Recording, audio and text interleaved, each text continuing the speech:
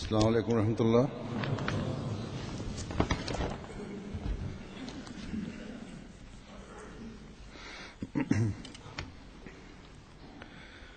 अशहदु अल्ला इलाहा इल्लल्लाह वहदहु ला शरीका लहु वअशहदु अन्ना मुहम्मदन अब्दुहु व रसूलुहु अम्मा बअदु फ़अऊज़ु बिल्लाहि मिनश शैतानिर रजीम। बिस्मिल्लाहिर रहमानिर रहीम। अल्हम्दुलिल्लाहि रब्बिल आलमीन अर्रहमानिर रहीम मालिकि यौमिद्दीन। इय्याका नअबुदु व इय्याका नस्तईन। इहदिनस सिरातल मुस्तकीम सिरातल लज़ीना अनअमता अलैहिम गैरिल मग़्दूबि अलैहिम वलद्दाल्लीन।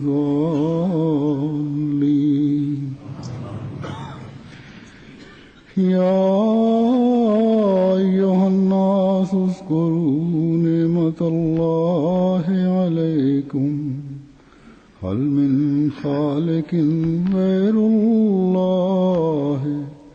यर्ज़ुक़ुकुम मिनस समाइ वल अर्ज़ ला इलाहा इल्ला हुवा फअन्ना तुफ़कून।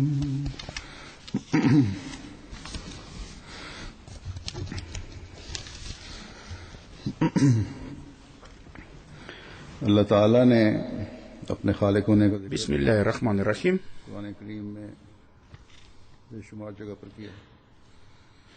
Хазур говорит, что Всевышний Аллах во многих аятах священного Корана говорит о своем божественном свойстве или атрибуте халик, то есть Творец, Создатель. Самыми разнообразными путями Он дает нам понять, что именно Он является нашим Творцом и Создателем. Но, несмотря на это, мы все еще не становимся Его истинными слугами.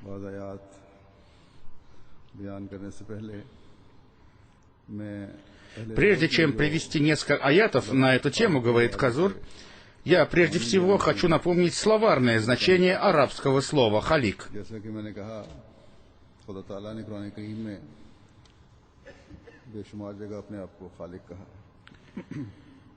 Как я уже сказал, говорит Хазур, Всевышний Бог в Священном Коране напоминает нам о том, что Он является нашим Творцом. То есть халик — это один из Его атрибутов. Одно из имен Аллаха. Согласно словарю арабского языка «муфрадат», значением слова «халака» является определить что-то до того, как создать это.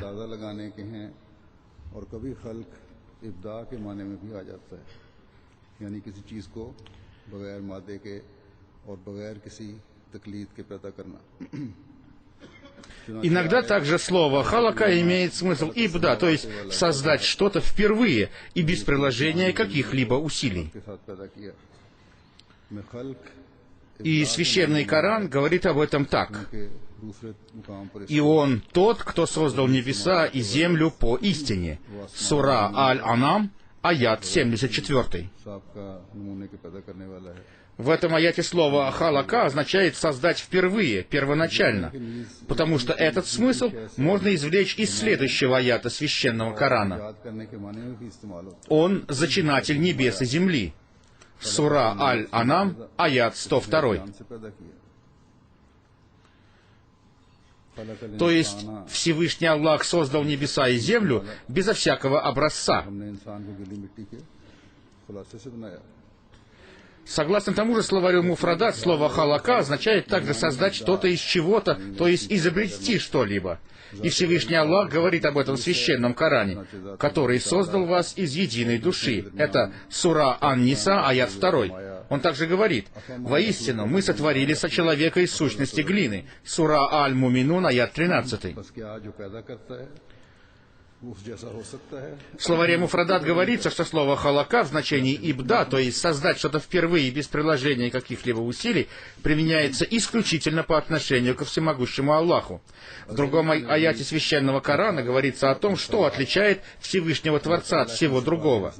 Разве тот, кто творит, подобен тому, кто не творит? Сура Ан-Нахль, аят 18. У Асхари слова «Аль-Халик» и «Аль-Халак» являются прекраснейшими атрибутами Всевышнего Аллаха. वो जात है И эти слова с буквосочетанием «Алиф», «Лам» не используются в отношении никого другого, кроме Всевышнего Аллаха. है। बस अल्लाह ताला И эти слова означают «бытие», которое создало все сущее из ничего. फिर इस अंदाजे के मुताबिक Таким образом, основное значение слова «халака» имеет смысл оценивать, предусматривать. То есть Всевышний Аллах является халиком, творцом, в том смысле, что Он предусматривает, оценивает, прежде чем создает какую-либо сущность. हर वो चीज जिसे В арабских книгах слово «халака» означает создать что-то без предварительного примера или образца. В Священном Коране в связи с процессом творения или создания Всевышним Аллахом говорится и о других атрибутах Всевышнего Аллаха. अल्लाह ताला की Например, पैदाइश के हवाले से या तख्लीक के हवाले से कुरान करीम में और नाम भी इस्तेमाल हुए हैं, जैसे बारी है, यानी ऐसा पैदा например, слово «бари» означает такого Творца, который создает без предварительного образца, то есть он начинающий создание. है। इसका मतलब है ऐसा साने जो किसी नमूने У Всевышнего Аллаха есть еще один атрибут — бадиун, который означает такого Творца, который создает безо всякого примера или образца, не используя никаких инструментов и средств и без всякого ограничения во времени или по месту. फिर एक लफ्ज़ फातिर है। То есть для того, чтобы создать что-то, он не нуждается ни в чем. इसका मतलब है कि पैदाइश У всемогущего Аллаха есть еще один атрибут — фатир, который означает такого Создателя, который начинает создание и создает его красиво. इनकी वजाहत तो आइंदा अपने अपने मौके पे होगी। इस वक्त सिर्फ अल-खालिक Таким образом, есть много слов, которые похожи по смыслу, но их объяснение будет дано позже и в свое время, говорит Казур. Сейчас я объясню несколько аятов Священного Корана, в которых используется слово «халик». ने Всевышний Аллах говорит в Священном Коране: क्या अल्लाह के सिवा भी «О люди, вспомните благодеяние Аллаха к вам. जो तुम्हें आसमान Есть ли какой-либо Творец, кроме Аллаха, который наделяет вас с неба и земли? Нет Бога, кроме Него. Так куда же отвращены вы?» Сура Фатир, аят 4. एक पैगाम इंसानियत को दिया है कि खुदा ताला ने इंसान को जो अशरफुल मखलूकात बनाया है Таким образом, Всевышний Аллах сообщает роду человеческому, что Он создал человека наилучшим созданием, и для его роста и развития создал много благих вещей. कि तुम Не думайте, что кто-либо другой может наделить вас таким же уделом, которым наделил вас Бог. इस रिज़्क़ И создателем этого удела тоже является Всевышний Аллах, который является владыкой всех миров. ज़मीन जो रिस्क तुम्हारे लिए पैदा कर रही है, इस रिस्क के पैदा करने के लिए भी Земля для создания удела человеческого рода нуждается в помощи неба. Если не будет небесной воды, то исчезает и земная вода. ज़मीनी पानी भी Так что создателем земного удела людей является Всевышний Бог. रिस्क पैदा करने वाला भी И Он же является создателем тех средств, посредством которых и создается земной удел. है जो ज़मीनी रिस्क पैदा करने का जरिया В Священном Коране Всевышний Аллах говорит: कुरान करीम «Скажи, как вы думаете, если вода ваша уйдет в глубину, то кто принесет вам воды ключевой?» Сура Аль-Мульк, аят 31.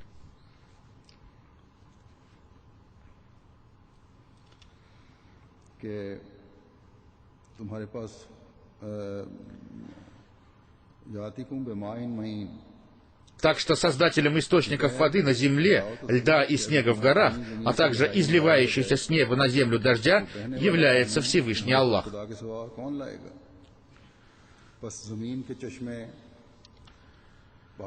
Для земной жизни и ее продолжения очень большое значение имеют также Солнце, Луна и звезды. Все они являются творением Всевышнего Бога. Ибо Бог является Творцом нашей мирской жизни и всех наших благ. Однако Всевышний Аллах создал также и средства для нашей духовной жизни. Все это требует от человека с доброй душой, чтобы он поклонялся одному только Аллаху, который создал все необходимые средства для его человека духовной и физической жизни.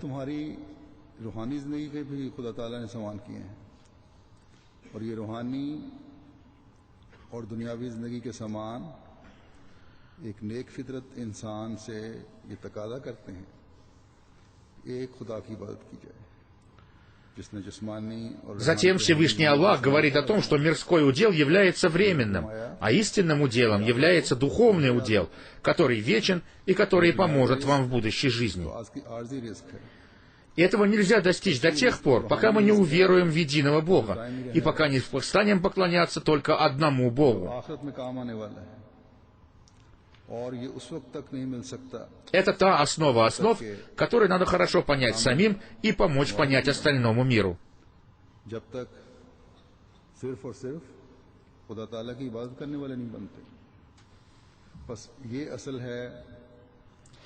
Одним из средств, необходимых для духовной жизни, созданных Всевышним Аллахом, являются пророки.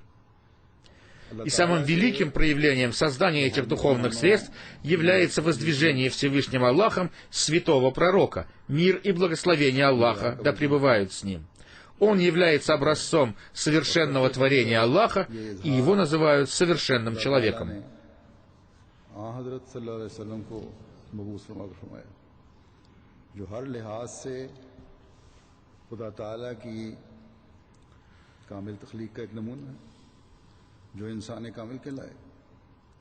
Истинные проявления благ Всевышнего Аллаха для нас, будь это мирские или духовные блага, возможно только в том случае, если мы будем следовать примеру святого пророка. Мир и благословение Аллаха да пребывают с ним. Этот пример мы всегда должны видеть перед собой. Это очень важно, и мы должны сообщить об этом всему остальному миру. Дай же Бог, чтобы мы всегда стремились достичь этой цели и научили этому остальной мир, чтобы и другие люди тоже стали истинными слугами Всевышнего Аллаха.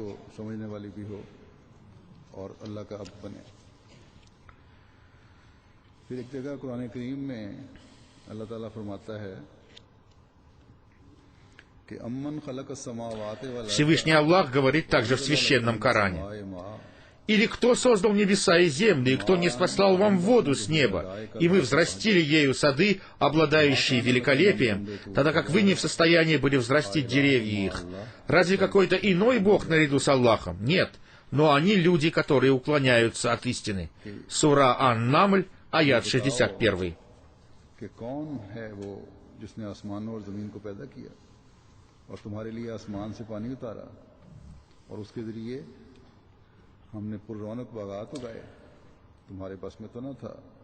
В этом аяте Всевышний Аллах обращает наше внимание на небесную и земную систему. И если мы поразмыслим над этим и будем справедливы, то мы обязательно придем к выводу, что создателем этих систем, земли и неба, является один Бог.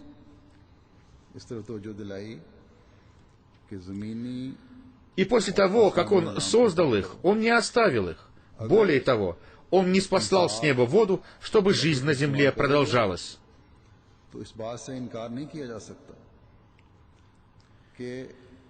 В приведенном мной выше аяте Священного Корана, говорит Хазур, сказано о том, что если вода исчезнет, то никто, кроме Всевышнего Аллаха, не сможет вернуть ее обратно.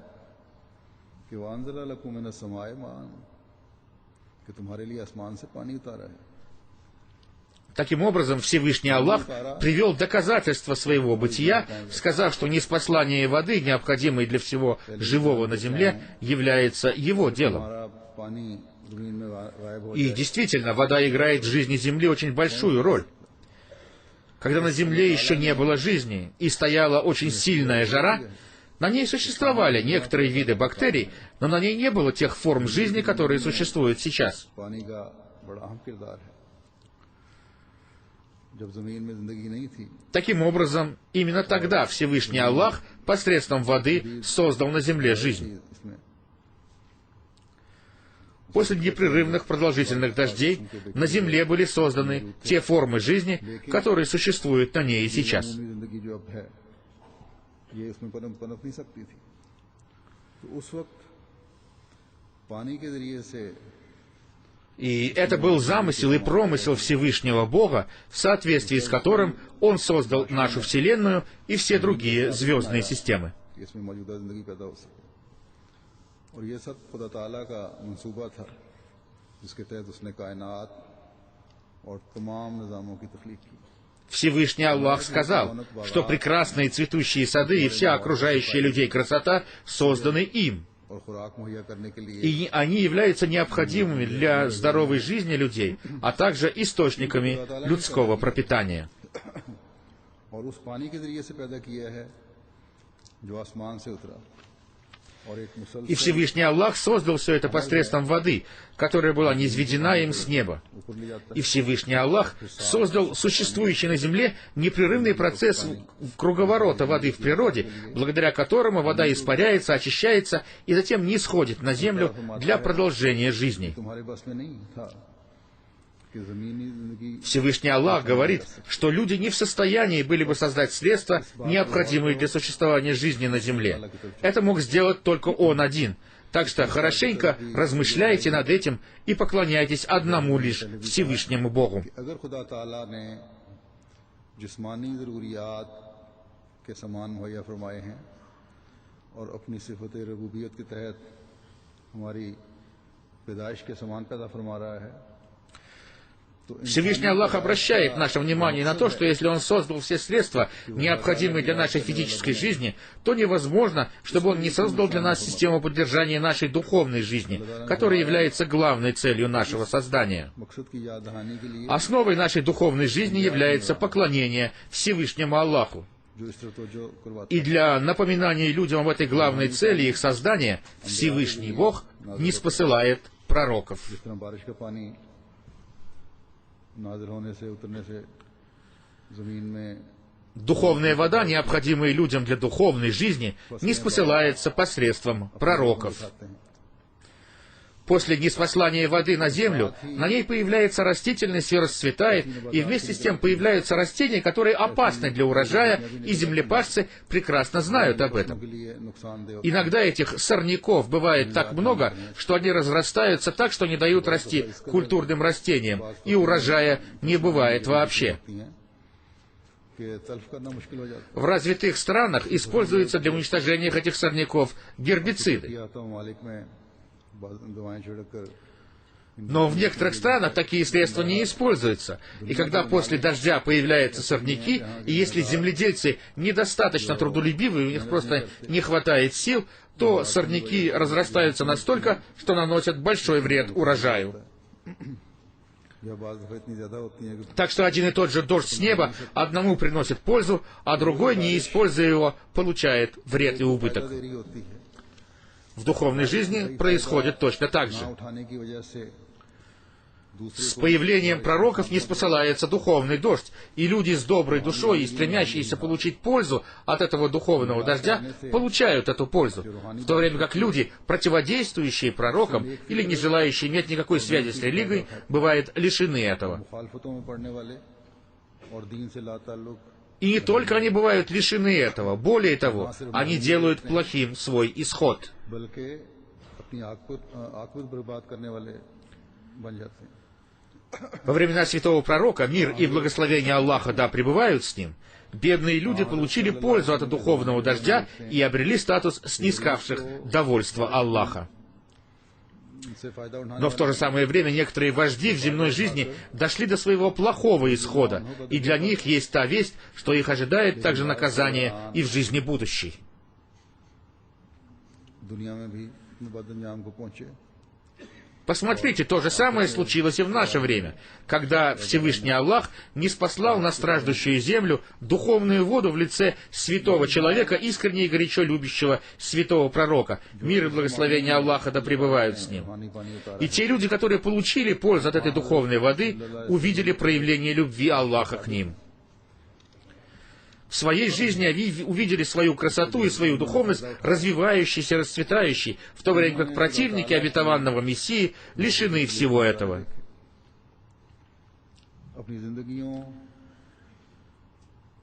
Благодаря небесной воде, которая ниспослана в лице обетованного Мессии, мирно пребывают с ним, взошли и сорняки. Но сады веры добрых душой людей не только были очищены этой водою, но расцвели и укрепились в своей вере и убежденности.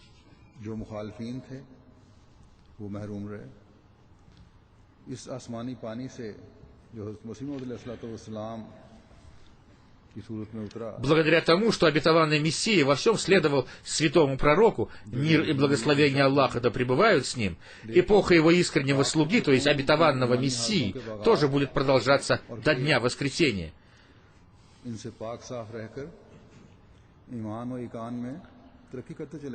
Мы видим, что время от времени появляются как бы сорняки противодействия обетованному Мессии.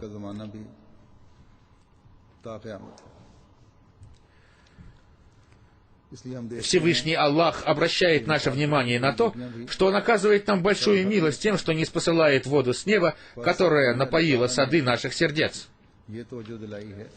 Мы должны всегда стараться получать пользу от этой духовной воды.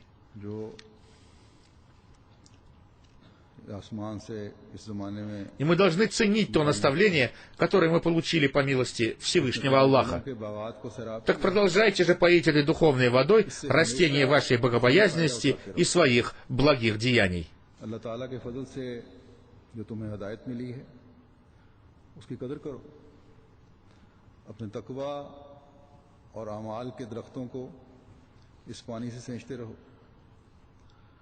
Постарайтесь сделать учение священного Корана руководством своей жизни. Обратитесь к поклонению единому Богу, прося у Него помощи.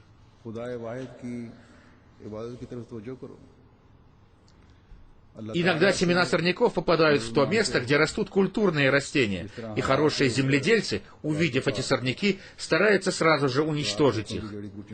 Таким образом, и мы должны очистить от сорняков свои сердца, потому что в этом мире много сорняков, и они оставляют на нашем сердце свои следы.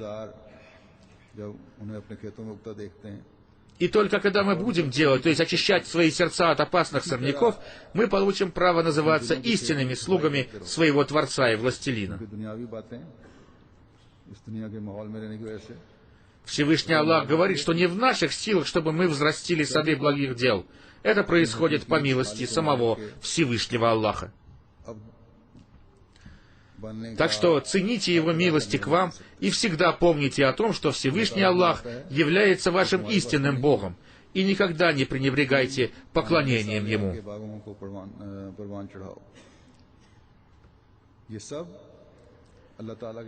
Обращая наше внимание на это, Всевышний Аллах говорит в Священном Коране: «Или кто отвечает страждущему, когда он взывает к нему, и удаляет он зло, и делает вас наследниками земли?» Сура Ан-Намль, аят 63.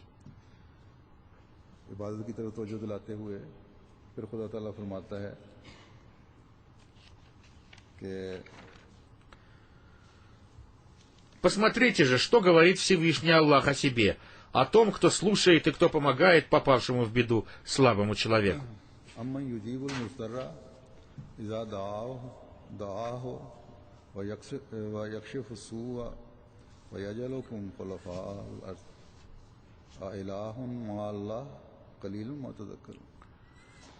В этом аяте описывается положение тех людей, которые, находясь в безвыходной ситуации, поклоняются Всевышнему Аллаху. То есть, когда человек находится в безвыходном положении, и он не видит никакого места убежища, то он, стоя перед Всевышним Богом, взывает к Нему, говоря: «Все двери этого мира закрыты для меня, о Бог! Ты являешься Творцом и Властелином небес и земли. И ниспослание духовного дождя тоже является Твоей милостью, и принятие Твоего посланника тоже является Твоей милостью. Но после того, как я принял его, земля стала стесненной для меня. И Ты являешься удаляющим испытания, которым я подвергаюсь. Удали же эти испытания от меня.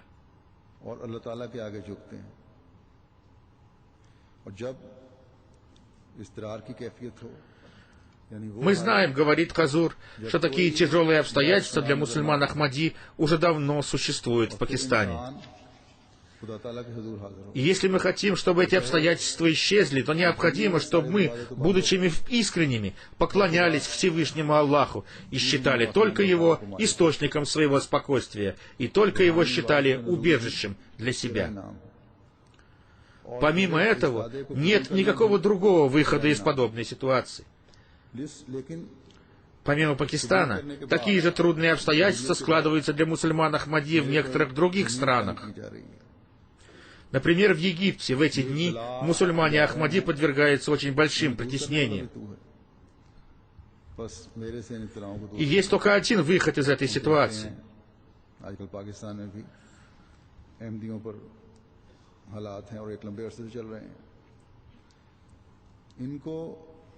Есть только один выход из этой ситуации, говорит Хазур, он заключается в том, что мы, находясь в безвыходном положении, поклонялись Всевышнему Богу, прося только Его о помощи. Всевышний Аллах говорит, что Он принимает мольбы человека, находящегося в таком безвыходном положении. После того, как Всевышний Бог создал человека, Он не оставил его. Человека всю жизнь сопровождают такие качества Бога, как Рахманият, всемилостивость, и Рахимия, милосердие.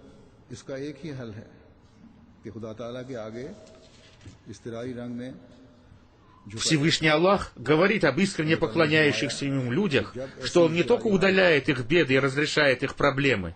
Более того, Он делает этих возлюбленных им людей наследниками земли. इंसान की पैदाइश के बाद खुदा ताला ने उसे छोड़ नहीं दिया, बल्कि रहमानियत और रहीमियत के जलवे साथ साथ चल रहे हैं. И если сегодня мусульмане Ахмади подвергаются притеснениям и затруднениям только из-за того, что уверовали в человека, возлюбленного самим Богом, и уверовали в истинность Его согласно приказу Аллаха, то Всевышний Аллах способен на то, чтобы сделать наследниками земли своих любимых людей, вместо тех, которые утверждают, что это они являются наследниками земли. И сделав это, Всевышний Аллах сообщит всему миру: те, кто считал людей богами, притесняли возлюбленных мною. А теперь посмотрите внимательно, и вы увидите, что кроме меня нет никакого властелина, и нет никакого Бога, кроме меня. И посмотрите, как я оказываю помощь своим поклоняющимся мне слугам, которые совершают добрые дела.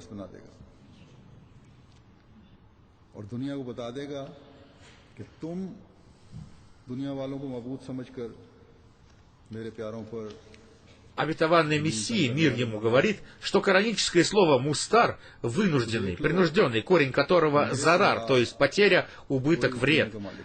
Так вот, это кораническое слово «мустар» означает, что люди, возлюбленные Богом, подвергаются испытаниям, а не наказаниям.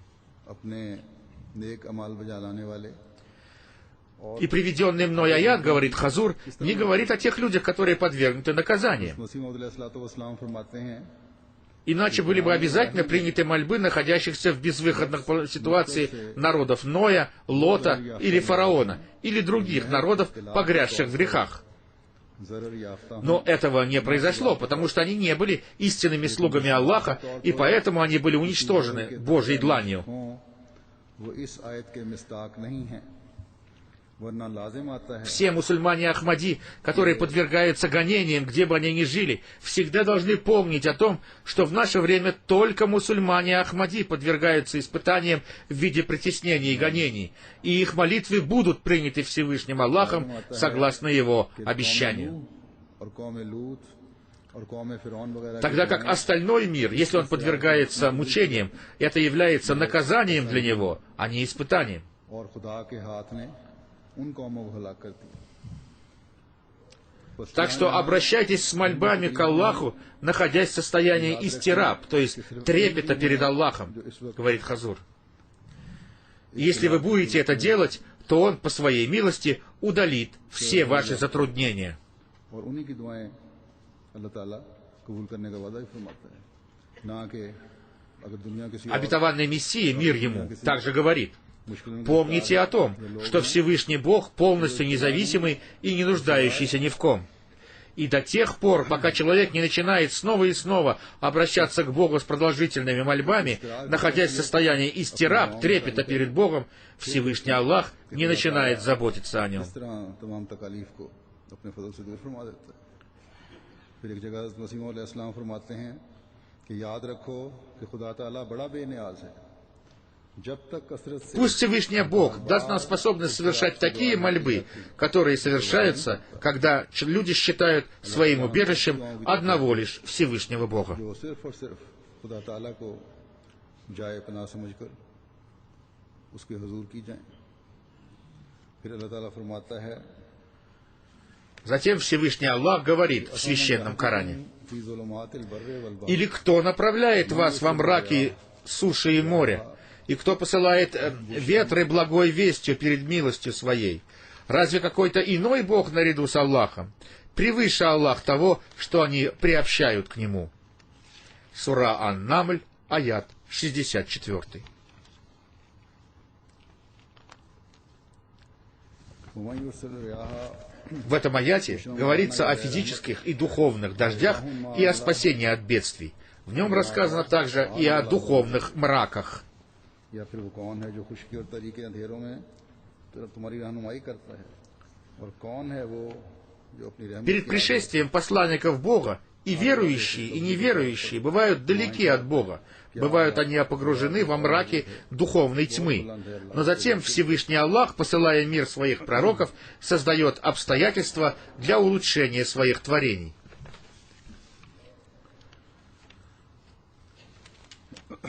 बस यहाँ फिर यहाँ ज़ाहिरी Когда был воздвигнут святой пророк, мир и благословение Аллаха да пребывают с ним, мир тоже находился в таком состоянии, который Всевышний Аллах описывает в Священном Коране словами: «Порча появилась на суше и море». के बरगुज़ीदों के आने То есть те народы, которые не верили в Бога, дошли до крайней точки своих деградаций. И те народы, которые верили в Бога, в это же время тоже дошли до крайнего предела своего духовного упадка. और अंधेरों में पड़े हुए होते हैं। फिर खुदा ताला И в это время Всевышний Аллах воздвиг святого пророка, мир и благословение Аллаха да пребывают с ним. И люди с чистой и доброй душой почувствовали приближение свежих ветров перемен. जब दुनिया की ऐसी हालत थी जिसका नक्शा कुरान करीम में इस तरह बयान किया गया है कि ज़ाहर अल फसाद फिल बर्रे वल बहर, यानी खुशकी और तरी में फसाद बरपा था। Так, например, один христианский монах сообщил о том, что это время является временем пришествия пророка. के इंतहा पे पहुंची हुई थी। Точно так же, во время пришествия истинного слуги святого пророка, мир и благословение Аллаха да пребывают с ним, то есть обетованного Мессии, имама Махди, мир ему, все религии находились в состоянии духовной деградации. बाज नेक लोगों ने उस वक्त भी ठंडी हवाओं को महसूस कर लिया। Эти религии продолжают находиться в этом состоянии до сих пор. До пришествия इसी तरह इस जमाने обетованного Мессии имама Махди некоторые люди с чистой и доброй душой предчувствовали пришествие реформатора религии, потому что в это время религия достигла низшей точки своего духовного упадка.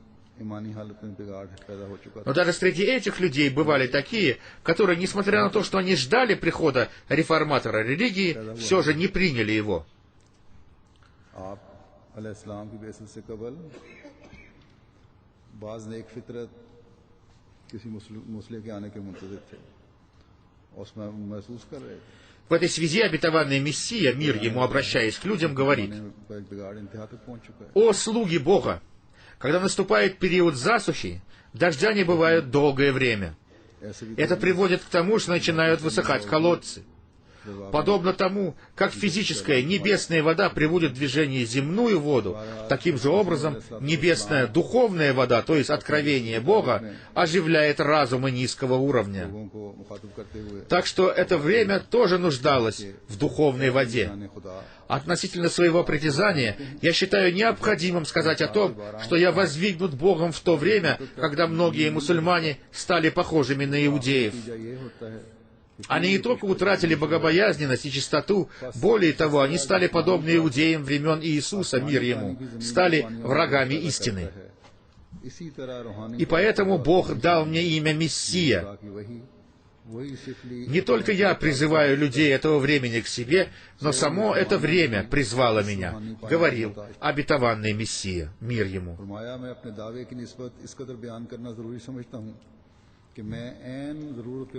खुदा की तरफ से भेजा गया हूँ जबकि इस जमाने में बहुतों ने यहूद का Всевышний Аллах говорит в Священном Коране. तकवा और तहारत को छोड़ा Или кто начинает творение, потом повторяет его, и кто наделяет вас с неба и земли? Разве какой-то иной Бог наряду с Аллахом?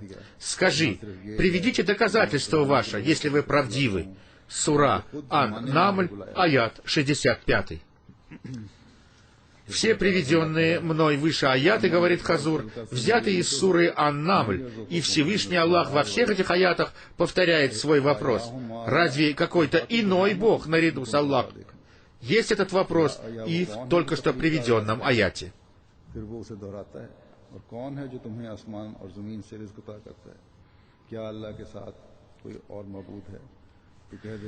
По мнению обетованного реформатора, в этом аяте слова «начинает творение» означают укрепление народов, а слова «потом повторяет его» означают возрождение духа народа и пробуждение его к жизни. Это означает, что если поразмыслить, то можно увидеть, что если какой-то народ развивался, то это происходило только благодаря помощи и поддержке Бога. Если какой-то народ заново возвращается к жизни, то это происходит только по предопределению Всевышнего Бога. Само собой, случайно ничего не происходит. И в наше время мусульмане должны обратить свое внимание на то, что возрождение мусульман и их духовная победа возможны только благодаря милости Всевышнего Аллаха. Для этого не нужны никакие приверженные насилию группировки, и не нужен никакой джихад с мечом. Духовная победа возможна только посредством принятия милости Всевышнего Бога. И для этого Всевышний Бог послал в нашу эпоху обетованного Мессию, мир ему, который вооружил нас убедительными доводами и доказательствами, поддержанными самим Всевышним Аллахом.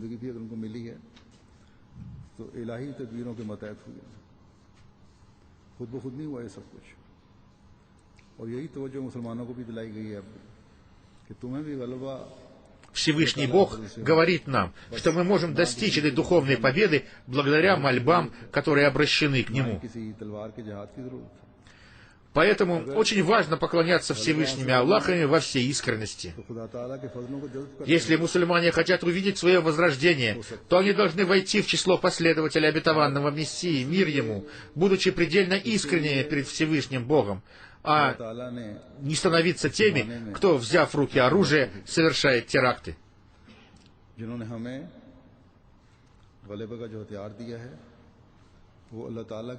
Хазур говорит, что в приведенном мной аяте снова повторяется, что тот удел, который мы получаем с неба и земли, предоставляет нам Всевышний Аллах, поэтому мы должны просить только у Него всяческих благ.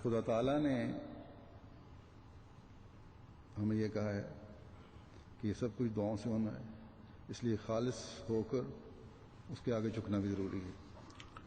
बस अगर मुसलमानों ने अपनी पैदाइश नौ के नज़ारे देखने हैं तो मसीह मऊद के साथ जुड़ने की ज़रूरत है। Обязанностью мусульман Ахмади является всегда помнить о том, что без помощи Всевышнего Бога невозможно обрести ни материальное, ни духовное удел.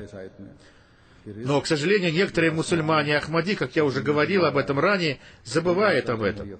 Такого рода события иногда происходят, и поэтому я должен время от времени напоминать вам об этом.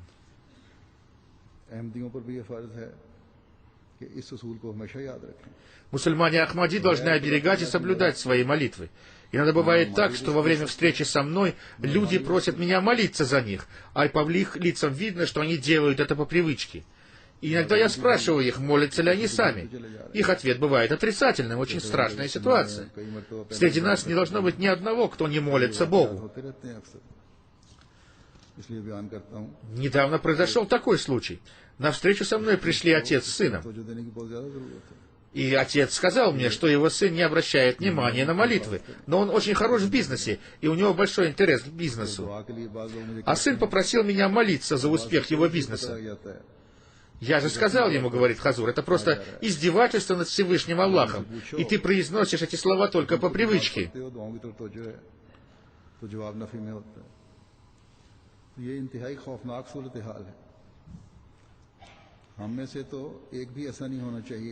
Обетованный Мессия, мир ему, говорил, что он испытывает отвращение к людям, которые просят молиться только за их мирские дела, за их бизнес.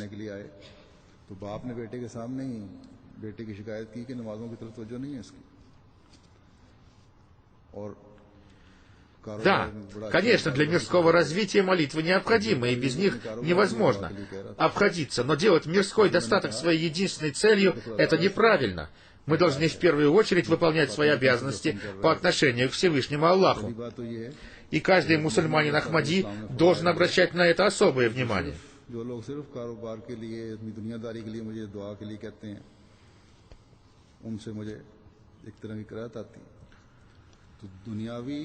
Тогда я сказал этому молодому человеку, говорит Хазур, если у тебя очень успешно идут дела в бизнесе, то это происходит по милости Всевышнего Аллаха. И знай, что тот Бог, который сделал твой бизнес успешным, может сделать его и неуспешным, и лишить тебя своих милостей.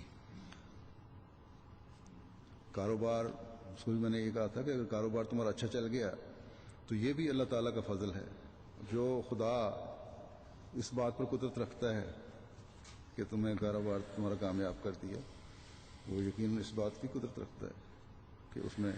Поэтому для того, чтобы быть получающим милости Всевышнего Аллаха, необходимо поклоняться Аллаху. Это и является главной целью создания человека.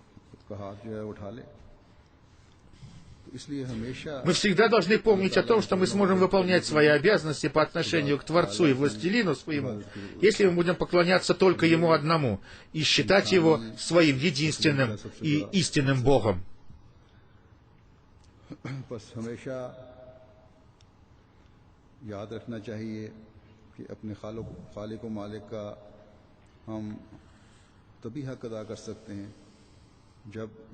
Помните всегда об этом. И пусть Всевышний Аллах даст нам способности и силы всегда делать это и прибегать к этому. Аминь.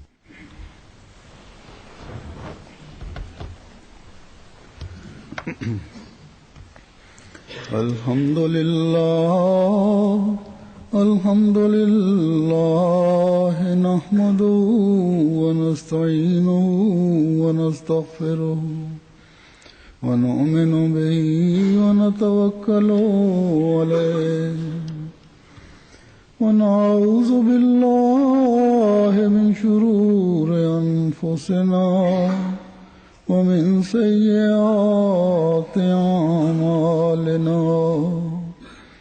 من يهده الله فلا مضل له ومن يضلله فلا هادي له ونشهد أن لا إله إلا الله ونشهد أن محمدا عبده ورسوله عباد الله رحمكم الله إن الله يأمر بالعدل والإحسان وإيتاء ذي القربى وينهى عن الفحشاء والمنكر والبغي يعظكم لعلكم تذكرون اذكروا الله يذكركم وادعوه يستجب لكم ولذكر الله